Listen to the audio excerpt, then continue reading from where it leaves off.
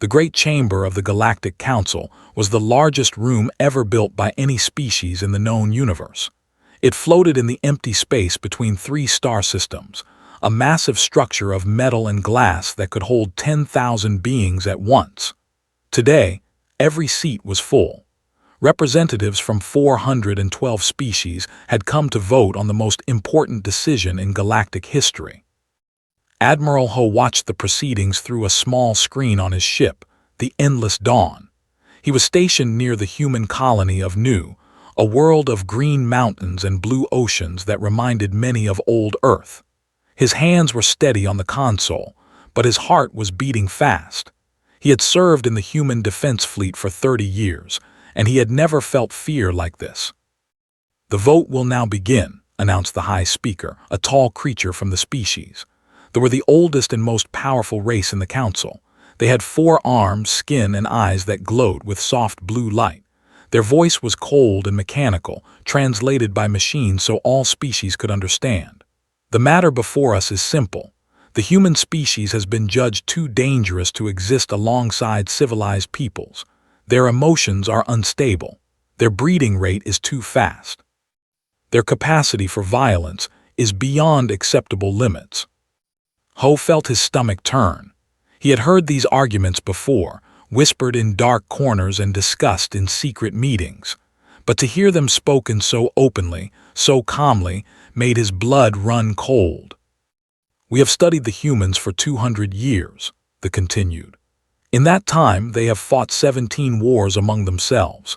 They have developed weapons capable of destroying entire planets. They feel emotions that our scientists cannot even understand. Hatred, rage, love so strong it drives them to madness. They are a disease that will spread across our peaceful galaxy if we do not act now." A murmur passed through the chamber. Ho could see species nodding their heads, clicking their claws, or making whatever gesture meant agreement in their culture. Only a few looked uncomfortable. A species of gentle plant-like beings seemed distressed. The who had traded with humans for decades shifted nervously in their seats. "The proposal is full elimination," they said. "Every human world will be cleansed. Every human ship will be destroyed. Every human being will be removed from existence. This is not cruelty, it is mercy. We are saving the galaxy from a future of endless war and suffering." Captain stood beside Ho on the bridge of the Endless Dawn. She was younger than him, only 32 years old, but she had proven herself in a dozen battles against pirates and raiders. Her face was calm, but Ho could see her hands shaking slightly. "They cannot do this," she whispered. "There are 12 billion of us, 12 billion people on 47 worlds. We have children, families, dreams. We are not monsters." Ho said nothing. He watched as species after species cast their votes. The voted yes, the voted yes, the voted yes. One by one, the lights on the great display turned red, each one representing a death sentence for humanity. "The abstain," announced the plant beings, their voice soft and sad. "We cannot support this action, but we are too weak to stop it." "The vote no," declared the insect-like traders. "The humans have been good partners. This is wrong." But their voices were lost in the sea of red lights. When the final count was displayed, the result was clear. 398 species had voted yes. Only 14 had voted no or abstained. "The motion passes," they announced. "The elimination of humanity will begin immediately. All council fleets are authorized to engage human targets. May the galaxy find peace in our decision." Ho turned off the screen. For a long moment, no one on the bridge spoke. The only sound was the soft hum of the ship's engines and the distant beeping of navigation computers. "Sir," said Lieutenant Jin, the ship's chief engineer. He was a large man with gentle eyes and hands that could fix any machine ever built. "What do we do?" Ho looked at his crew. There were 47 people on the Endless Dawn, men and women who had trusted him with their lives. They were looking at him now, waiting for orders, waiting for him to tell them that everything would be okay. But he could not lie to them. We run, he said. We warn as many colonies as we can, and then we run. The Council has 3,000 warships, and we have maybe 100 scattered across human space. We cannot fight them. Not today. But sir, protested, we cannot just abandon our people. My parents are on New Sol. My brother is stationed at the Mars outpost. We have to do something. And we will, Ho promised. But not like this. If we die today, humanity dies with us. If we survive, there is still hope. He turned to the communications officer, a young woman named who had only joined the fleet 6 months ago. Her eyes were red from crying, but her voice was steady when she spoke. Sir, I am receiving distress signals from multiple colonies. The Council fleet has already begun their attack. New Tokyo is under bombardment. The Luna station has gone silent. Earth is surrounded. Ho closed his eyes. Earth, the birthplace of humanity, the world where his grandmother had been born, where his ancestors had looked up at the stars and dreamed of traveling among them. Now it was being destroyed by the very aliens they had hoped to befriend. Send a message to all human ships, he ordered. Tell them to scatter, hide in the asteroid fields, the nebulae, anywhere the Council cannot easily find them. Tell them to survive at any cost. Tell them we will find each other again. Nodded and began typing the message.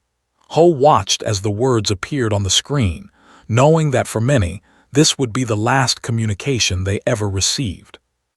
The next few hours were the worst of Ho's life.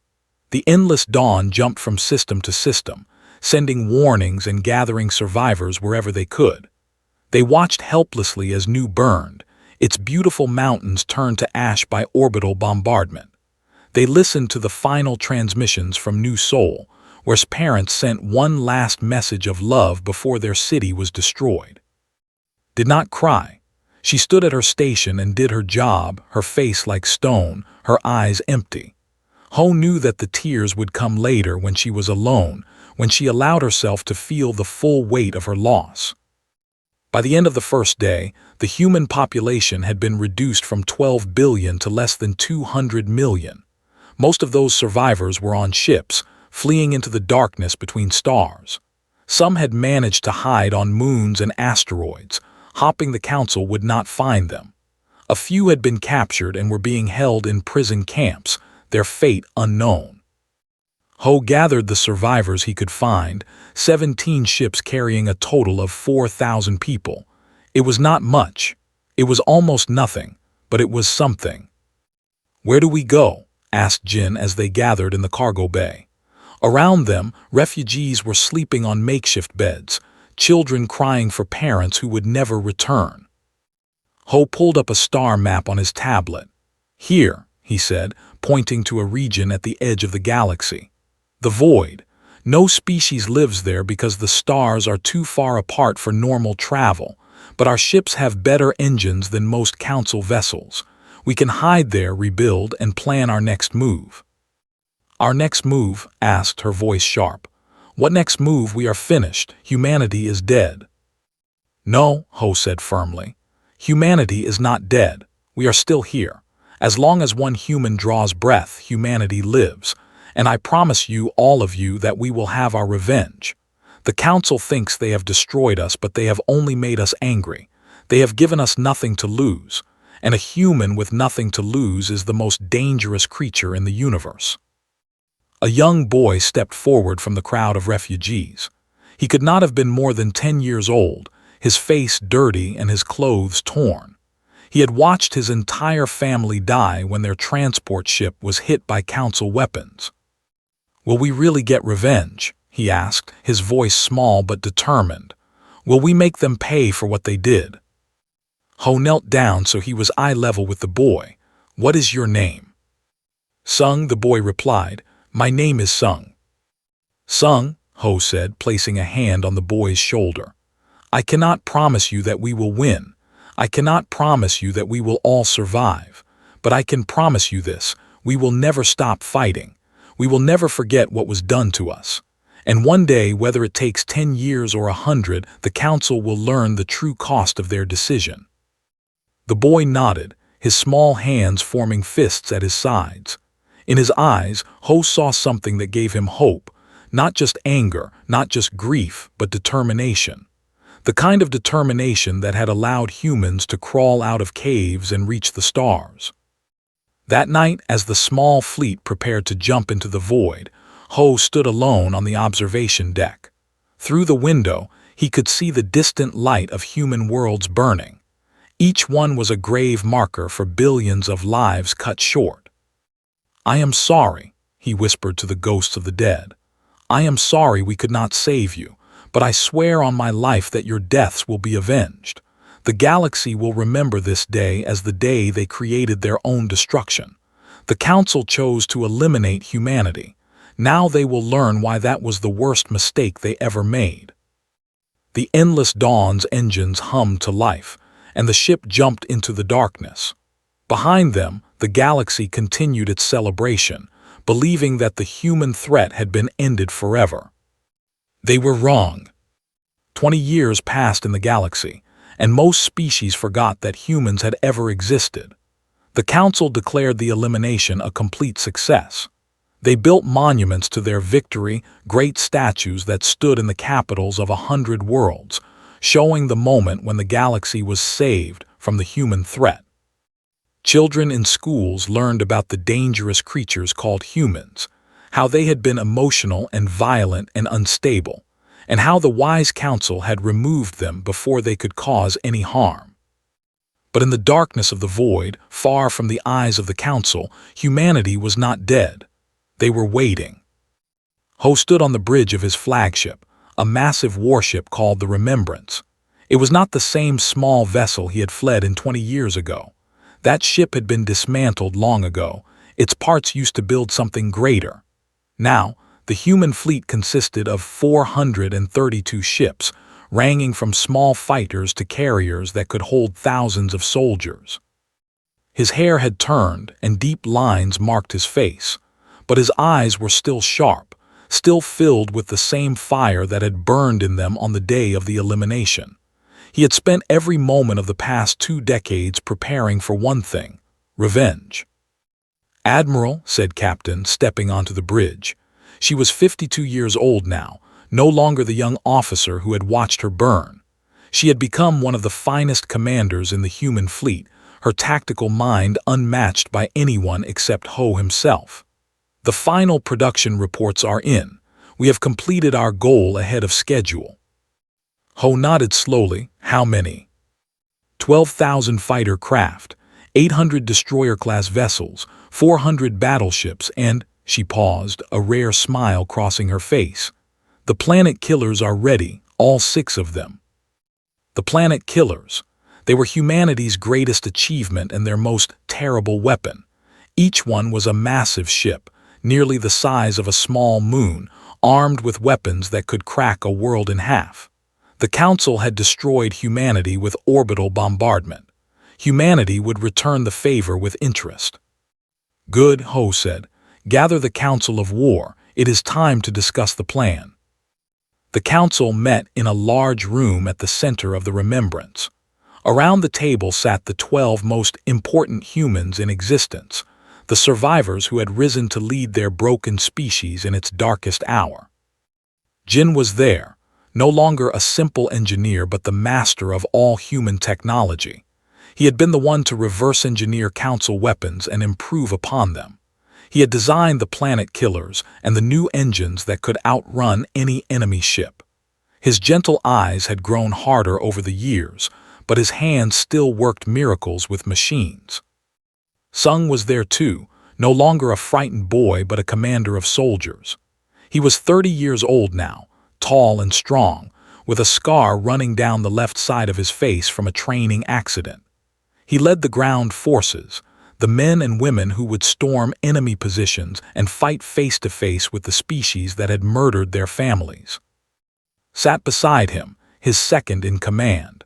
She had been born in the void, one of the first generation of children who had never seen a human, but she fought harder than anyone, as if she could feel the ghosts of those lost worlds pushing her forward.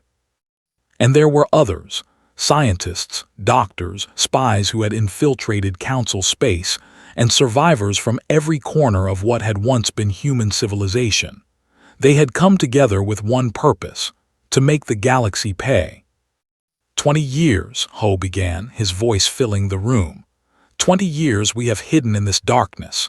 20 years we have mourned our dead, trained our warriors, and built our weapons.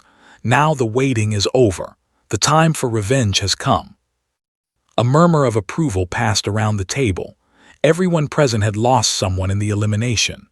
Parents, children, brothers, sisters, friends. The ghosts of 12 billion dead watched over them all. "We have studied the Council carefully," said, pulling up a holographic map of the galaxy. "Their military has grown weak and lazy. They have not fought a real war in 2 decades. They believe they are safe, that no threat remains. They have made themselves vulnerable." Jin nodded. "Their technology has not advanced much since the elimination. They became comfortable, stopped pushing forward. Meanwhile, we have made breakthroughs they cannot imagine. Our weapons are more powerful, our ships are faster, our soldiers are better trained. In a direct fight, we will crush them." "But we do not want a direct fight," Ho said. "At least not at first. We are still outnumbered by a factor of 10 to 1. If we attack carelessly, we will lose. We must be smart. We must strike at the perfect moment in the perfect way." He pressed a button, and the map zoomed in on a specific region of space. "The Council holds their annual summit in 3 months. Representatives from all 400 species will gather at the same station where they voted for our elimination. Security will be tight, but most of their military will be spread across the galaxy. The station itself will be protected by only 50 ships." "You want to attack during the summit?" asked, her eyes widening. "No," Ho said. "I want to end the war at the summit. We will send our entire fleet. We will surround the station and demand the unconditional surrender of every Council species. If they refuse, we will broadcast their execution to every world in the galaxy. If they accept, we will have won without losing a single soldier." Sung leaned forward. "And if they call our bluff, if they think we will not actually kill 10,000 representatives?" Ho's expression grew cold. "It is not a bluff. They killed 12 billion of us without mercy. They did not hesitate, did not show compassion, did not give us a chance to surrender. They chose elimination. Now they will face the same choice." The room was silent for a long moment. Everyone understood what Ho was proposing. It was not just war, it was vengeance. Pure, absolute, and terrible. "There is something else," said quietly. "Our spies have reported that the Council has grown more divided in recent years. Some species regret the elimination. They have spoken openly about their guilt. They have refused to participate in celebrations of the victory. If we approach this correctly, we may be able to split the Council apart." "Divide and conquer," Jin said. "Attack the guilty, spare the innocent."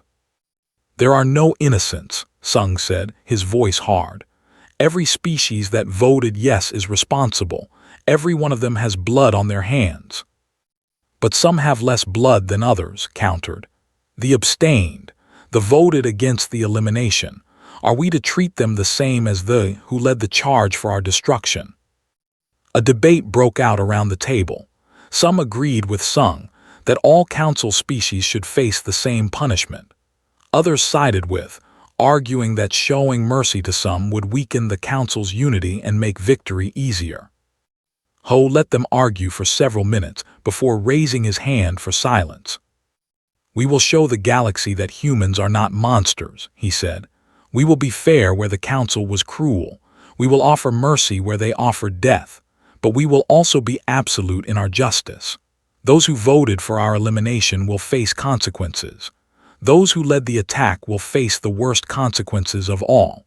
They wanted to teach the galaxy to fear humans. Instead, they will learn to fear us themselves." Over the next 3 months, the human fleet prepared for war. Soldiers trained until they could fight in their sleep. Engineers checked every ship until no flaw remained. Spies gathered information from across the galaxy, mapping council defenses and identifying weaknesses. And every night in the quarters of the Remembrance, Ho stood before a memorial wall. It was a simple thing, just a large screen that displayed the names of the dead. All 12 billion of them.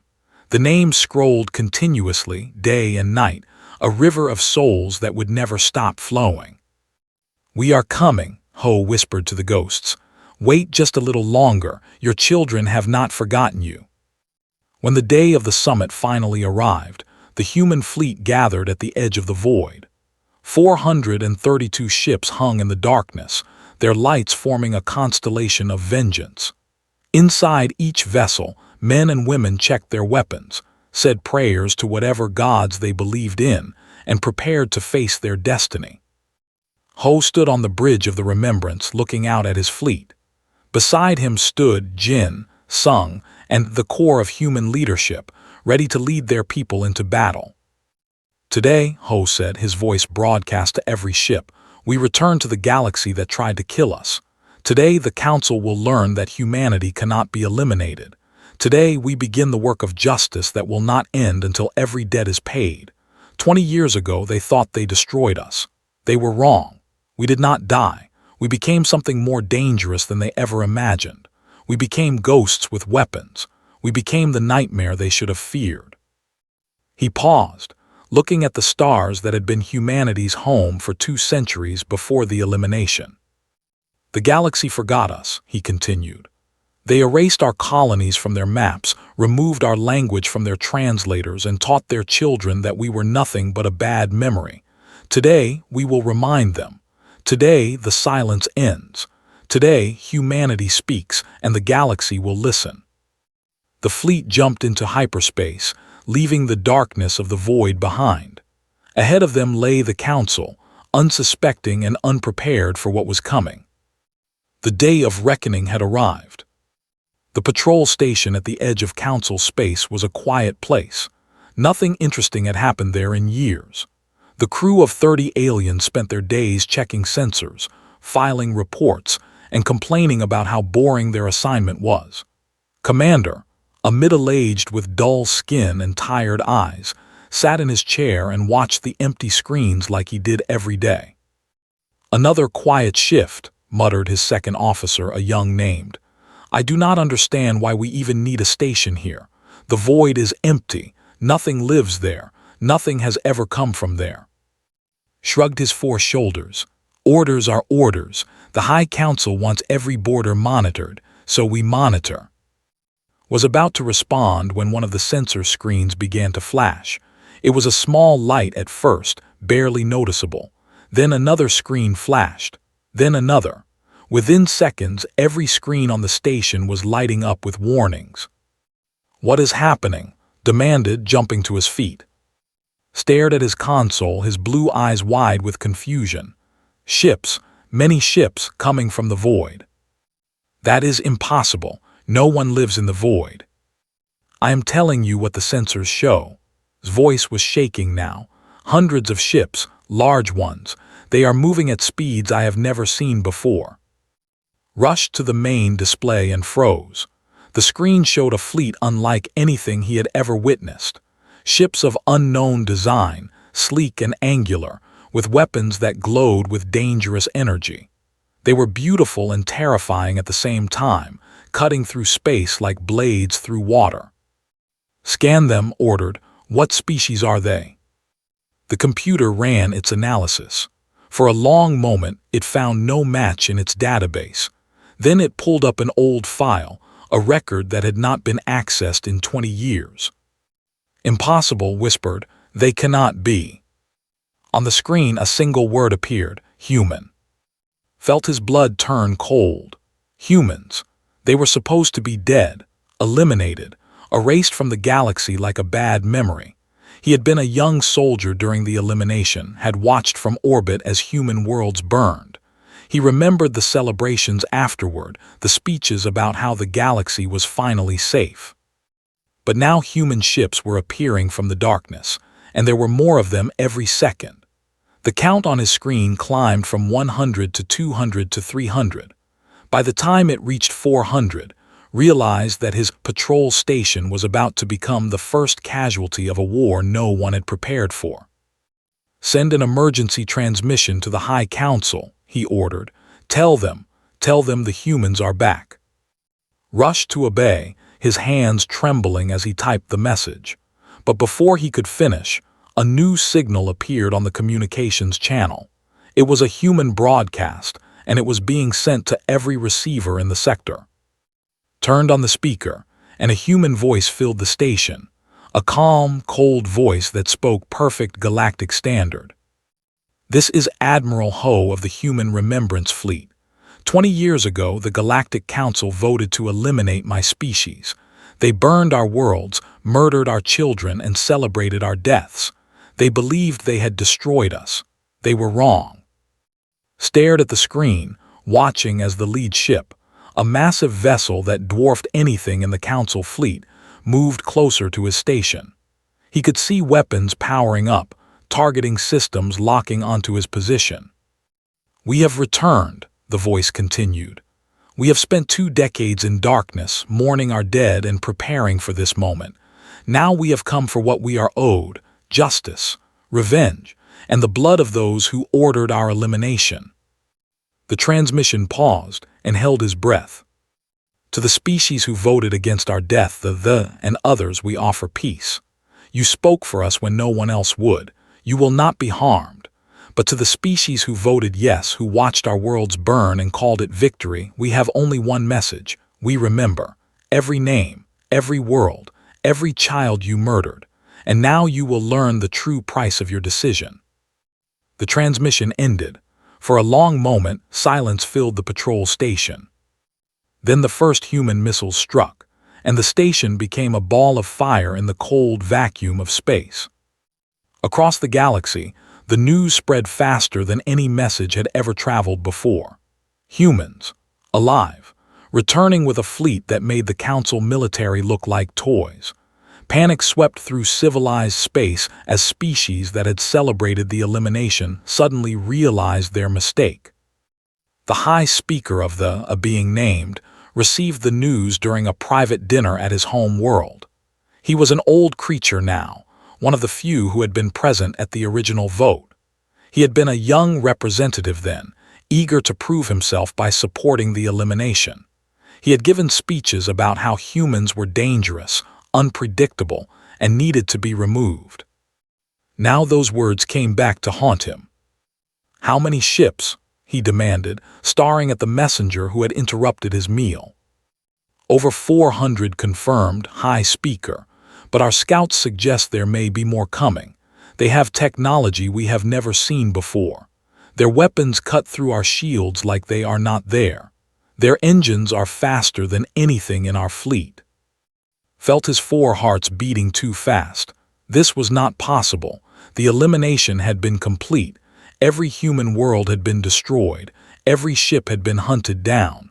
How could they have survived? How could they have rebuilt? "Call an emergency session of the Council," he ordered. "All species, all representatives, we must respond to this threat immediately." The messenger hesitated. "High Speaker, the annual summit is tomorrow. All representatives are already gathering at the central station." His eyes widened.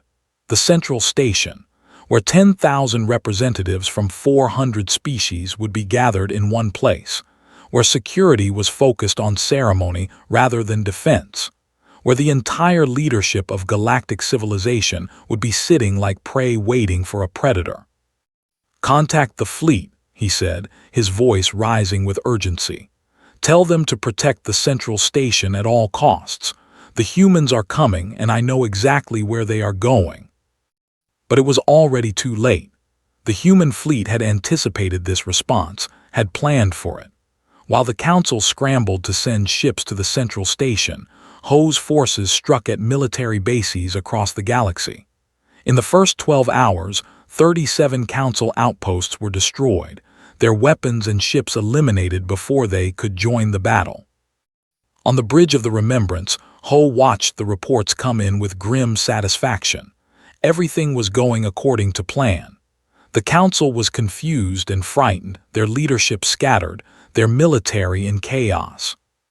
The central station is calling for reinforcements, reported. They have 50 ships on defense, but more are on the way. Let them come, Ho said. By the time they arrive, it will be over. Sung stepped forward, his soldiers' face hard with anticipation. My ground forces are ready.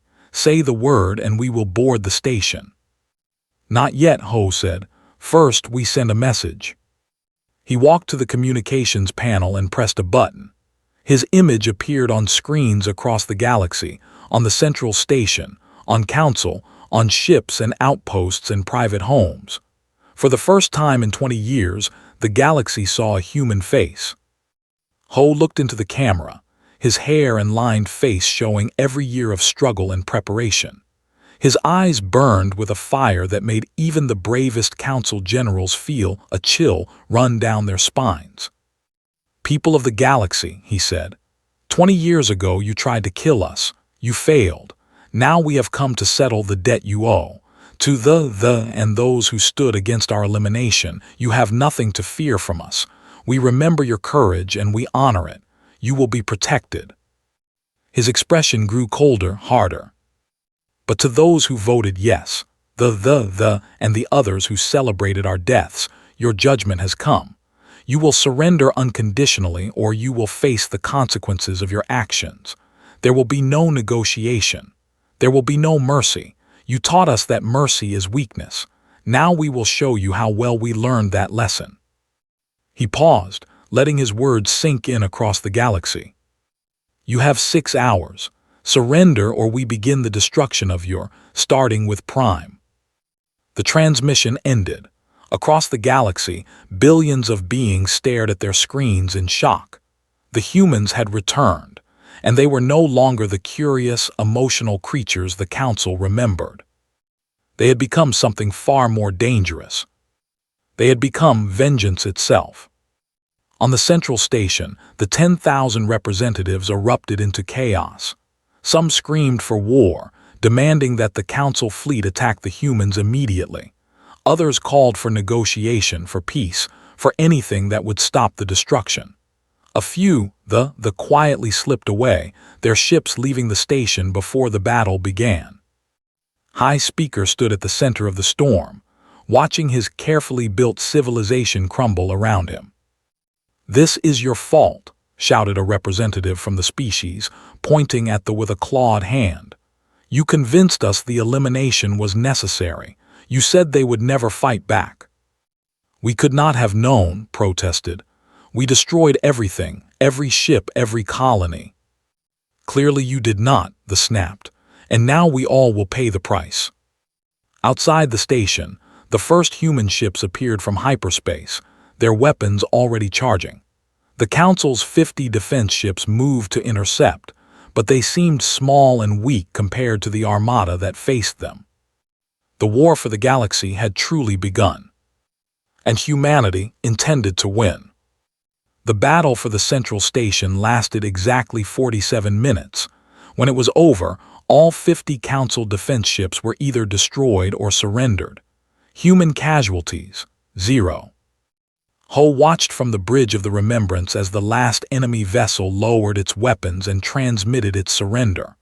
Around him, his crew worked with calm efficiency, tracking targets and coordinating the fleet. There was no celebration, no cheering. This was not a victory, it was justice being served. The station is surrounded, reported. All escape routes are blocked, they are trapped. Good, Ho said. Send the boarding teams. Sung had been waiting for this moment for 20 years. He stood in the cargo bay of a troop transport, surrounded by 200 soldiers in combat armor. They were the best humanity had to offer, trained in zero-gravity combat, hand-to-hand fighting, and every other skill that might be needed to take the station. Remember your orders, Sung said, his voice carrying through the bay. We are not here to kill unless necessary. We are here to capture the Council leadership and bring them to justice. Do not shoot civilians. Do not execute prisoners. We are humans, not monsters. We will show them the difference. His soldiers nodded. Many of them had lost family in the elimination. They wanted revenge as much as anyone, but they understood that this was not about mindless killing. It was about proving that humanity was better than the species that had tried to destroy them. The transport docked with the station, and the airlock hissed open. Sung was the first through the door, his weapon raised and ready. The corridor beyond was empty. The station's internal security had fled the moment human ships appeared. "Move out," he ordered. "Team Alpha, secure the main chamber. Team Beta, take the communications center. Team Gamma, find the emergency shuttles and make sure no one escapes." His soldiers spread through the station like water flowing through a maze. They encountered little resistance. Most of the station's inhabitants were diplomats and politicians, not warriors. They surrendered as soon as they saw human soldiers, their hands raised and their voices trembling with fear. Sung led Team Alpha to the main chamber, where the council held its meetings. The great room that had voted for humanity's elimination was now the site of its judgment. 10,000 representatives sat in their seats, too frightened to move, as human soldiers surrounded them with weapons drawn. "Stay calm," Sung announced, his voice amplified by his helmet's speakers. "No one will be harmed unless they resist. We are taking control of this station in the name of human justice." A representative stood up, his face twisted with anger. "You cannot do this. We are the Galactic Council. We rule this galaxy." "Not anymore," Sung replied simply. "Sit down or I will make you sit down." They did not sit. Instead, he reached for a weapon hidden in his robes, a small energy pistol that he had smuggled past security. He was raising it toward Sung when shot caught him in the chest. He collapsed, his weapon clattering to the floor. For a moment no one moved, then Sung spoke again. "Anyone else want to try something stupid?" No one did. Outside the station, Ho's fleet had formed a perfect sphere around the council's seat of power.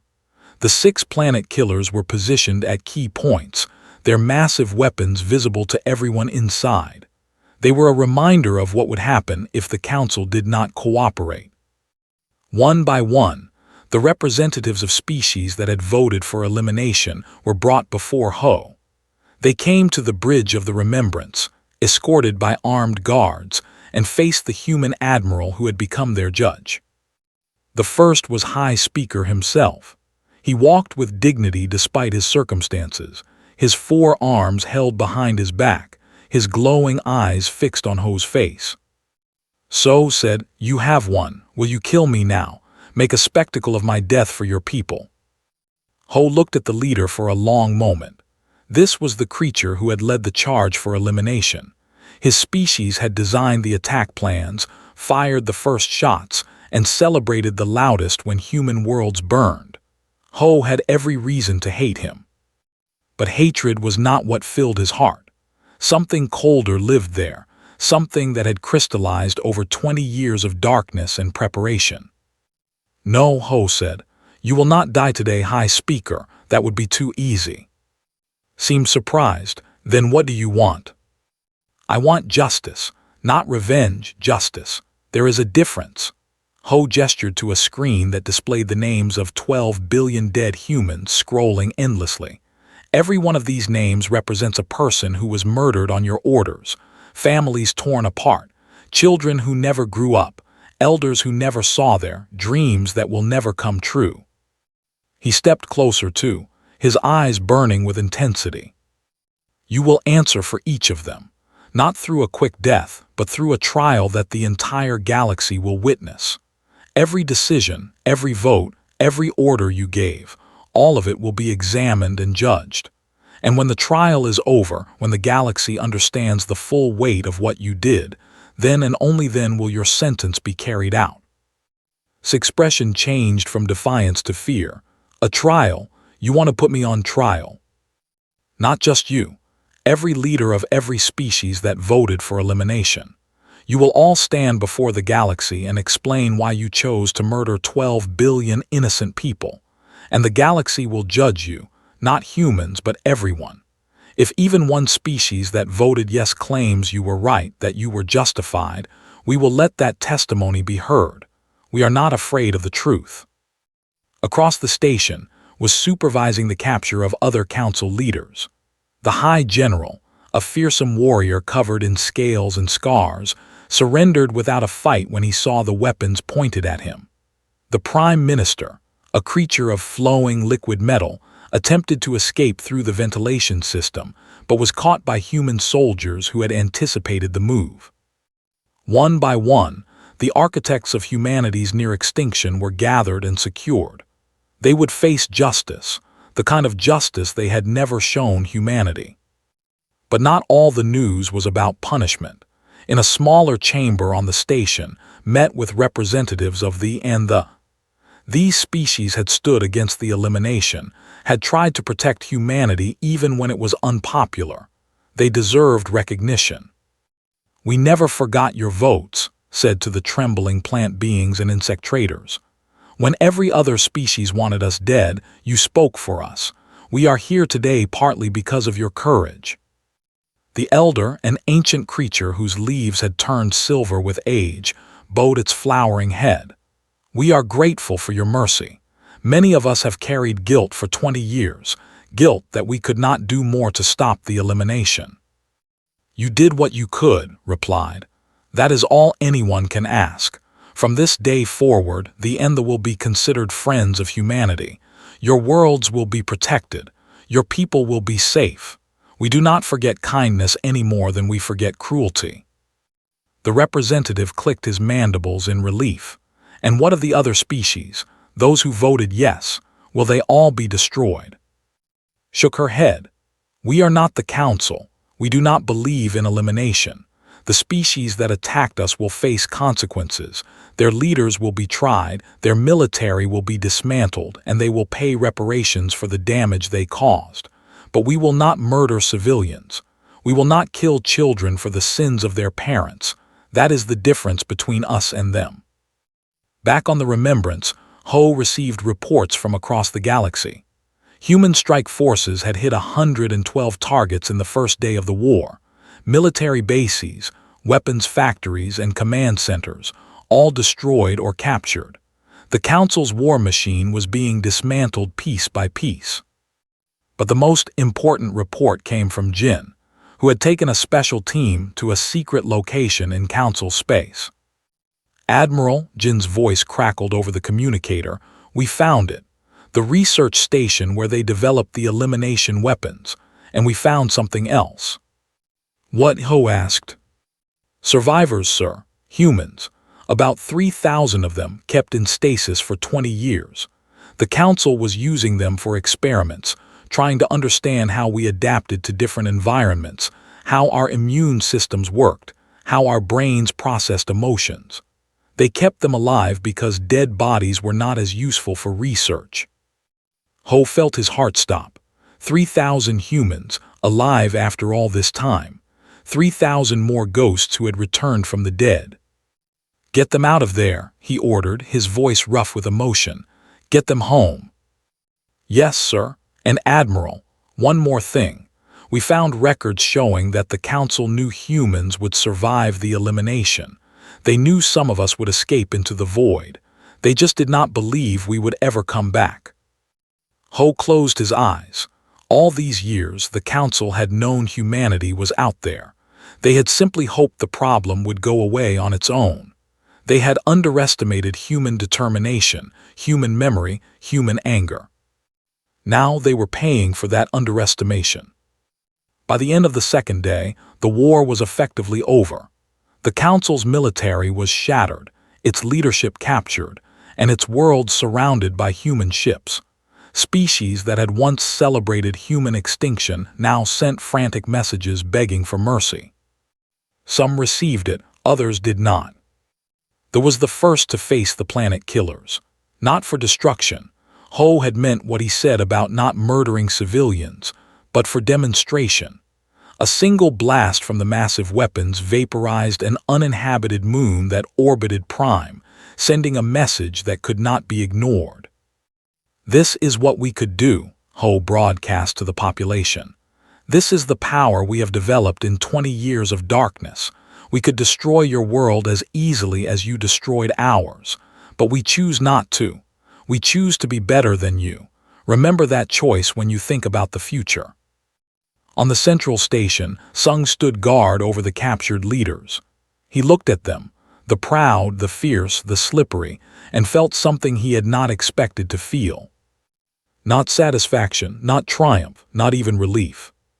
He felt tired. 20 years of anger, 20 years of training for vengeance, 20 years of dreaming about this moment, and now that it was here, he just felt tired. But he also felt something else, something that surprised him even more. Hope. For the first time since his family died in the elimination, Sung allowed himself to believe that humanity might actually have a future. Not just survival, but something more. A place in the galaxy. A purpose beyond revenge. The reckoning was complete. Now the hard work of building a new order would begin. 1 year after the war, the galaxy had changed forever. The old council was gone, its power broken, its leaders facing justice before the entire universe.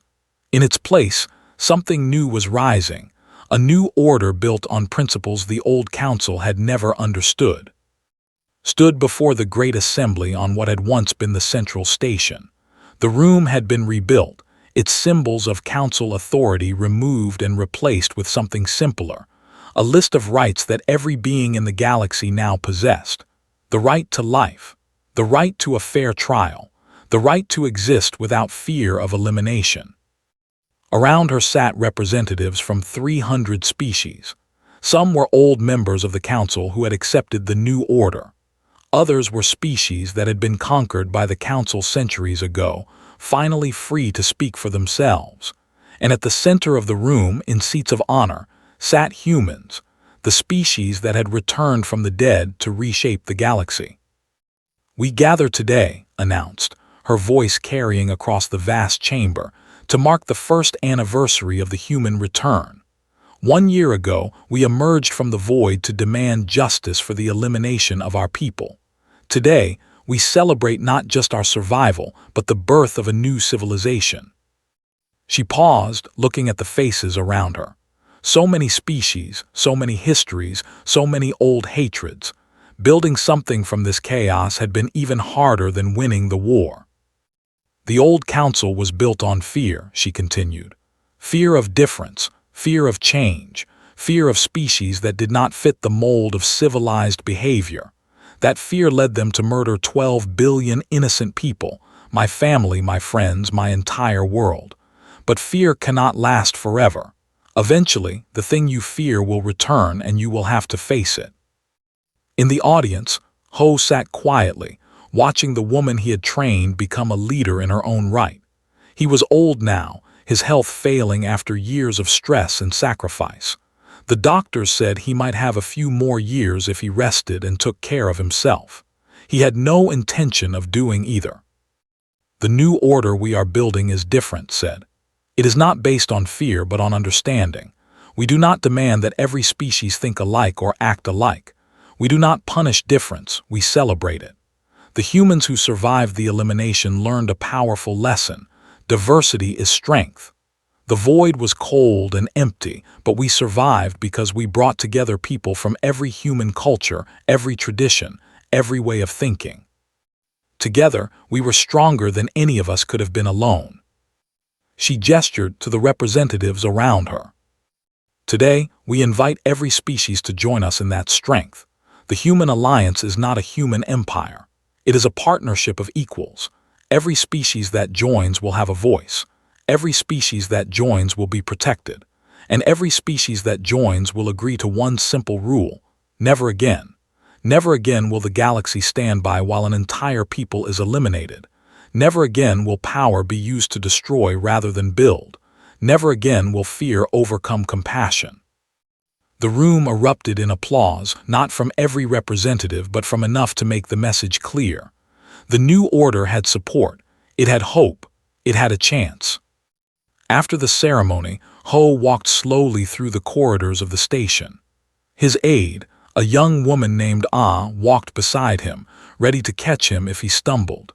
He hated needing help, but he had accepted it as the price of old age and a lifetime of war. The assembly went well, Ah said. 53 more species joined the alliance today. That brings us to 112 members. Still less than the council had, Ho observed. The council had 400 years to grow. We have had 1 year. Give it time, Admiral. Ho smiled. He remembered saying similar words to frightened survivors 20 years ago. Now he was the one who needed reassurance. Life had a strange sense of humor. He stopped at a viewing window that looked out at the stars. Somewhere out there, Earth was still a burned and empty rock. The human had been the first target of the elimination, destroyed completely in the first hours of the attack. Ho had never seen it except in old pictures and videos. "Do you think we should rebuild Earth?" he asked. Ah considered the question. Some say yes, it would be a powerful symbol, proof that humanity truly has returned. Others say no. They believe we should leave it as a memorial, a reminder of what was lost.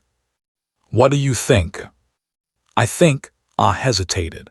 I think Earth is not where humanity lives. Humanity lives in the people who survived, in the children we are raising, in the future we are building. We do not need a world to define us. We are humans wherever we go. Ho nodded slowly. She was right, of course. The young ones often were. In another part of the station, Sung was meeting with his soldiers. The war was over, but the work was not. Human peacekeeping forces were now stationed across the galaxy, maintaining order and preventing the kind of conflicts that had led to the elimination. "The situation on the border is stable," reported one of his officers. "The local population has accepted the new government. There have been no major incidents in 3 months. "Good," Sung said. "What about the trials?" "Proceeding on schedule. High Speaker was convicted yesterday. His sentence is permanent exile to a prison planet. He will live out his remaining years there, watched by the entire galaxy." Sung felt no satisfaction at the news. Deserved worse, perhaps. But the Alliance had chosen to show mercy even to its worst enemies. Not because they deserved it, but because mercy was what separated the Alliance from the Council. "And the rehabilitation programs?" he asked. "Progressing well. Many citizens have enrolled in the cultural exchange programs. They are learning about human history, our art, our music, our stories. Some of them are even teaching us about their cultures in return." This was the part of the new order that Sung found most hopeful. Not the military victories or the political changes, but the slow, steady work of building understanding between species. War could end a conflict, but only education could prevent the next one. Arrived with a report from the outer colonies. She had become the Alliance's chief diplomat, traveling between worlds and negotiating agreements. Her ability to see both sides of any conflict made her invaluable. "They have agreed to increase trade with human worlds," she announced, "and they are sending a delegation of healers to help with the reconstruction effort. They want to make up for failing to stop the elimination." "They did not fail," Sung said. "They voted against it. That took courage." "Tell them that. They still carry guilt from 20 years ago. It will take time to heal." Time, everything took time. Healing, rebuilding, forgetting, forgiving. Sung wondered if there would ever be enough time for all of it. On the observation deck of the Remembrance, Jin was showing a group of children the stars. These were the youngest generation of humans, born after the return, raised in a galaxy that had tried to destroy their species. "And that star there," Jin said, pointing to a bright light in the distance, "is where your grandparents came from. A world called New. It was destroyed in the elimination, but we are going to build a new colony near it. A new where humans and other species can live together in peace."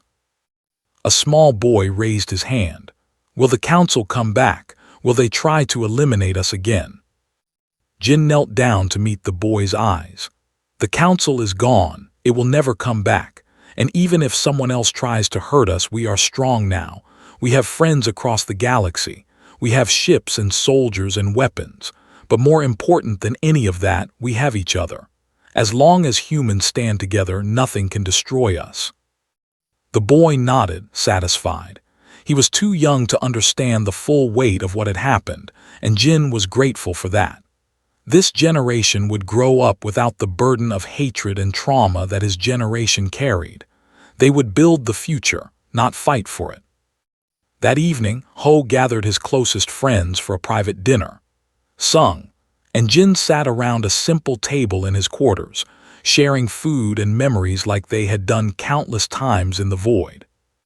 "I have an announcement," Ho said, his voice quiet but steady. "I am stepping down as Admiral of the Fleet, will take my place." No one was surprised. They had all seen the toll that leadership had taken on Ho's health, but the words still carried weight. "You built everything we have," said. "You kept us alive when there was no hope. You gave us a reason to fight when we wanted to give up." "And now my work is done," Ho replied. "The war is won, the alliance is established, the future is in your hands, all of your hands." He looked around the table at each of them. "I am old and tired. I have earned my rest." Sung raised his glass. "To Admiral Ho, the man who brought humanity back from the dead." The others raised their glasses as well, and for a moment the weight of history filled the room. All the struggles, all the sacrifices, all the deaths, it had all led to this. A small group of survivors, sharing a meal, looking forward to a future that once seemed impossible. "What will you do now?" asked. Ho smiled. "I thought I might take a trip. There is a planet on the edge of the void, quiet, peaceful, with mountains that remind me of old Earth. I will build a house there and watch the sunsets. Maybe write a book about everything that happened." "A book," Jin laughed. "You hate writing." "I hate a lot of things, but someone should record our story, and I do not trust anyone else to get it right." Outside the window, the stars shone bright against the endless darkness. They were the same stars that had watched humanity's birth, its growth, its near extinction, and its resurrection. They would continue to shine long after everyone in this room was gone. But for now, in this moment, they were humanity's stars, and humanity would never let them go. The galaxy had tried to eliminate the human species. Instead, they had created something unstoppable, a people united by loss, strengthened by suffering, and determined to build a future worthy of those who had died. The council had burned, the alliance had risen, and humanity against all odds had survived. This was not the end of the story, it was only the beginning.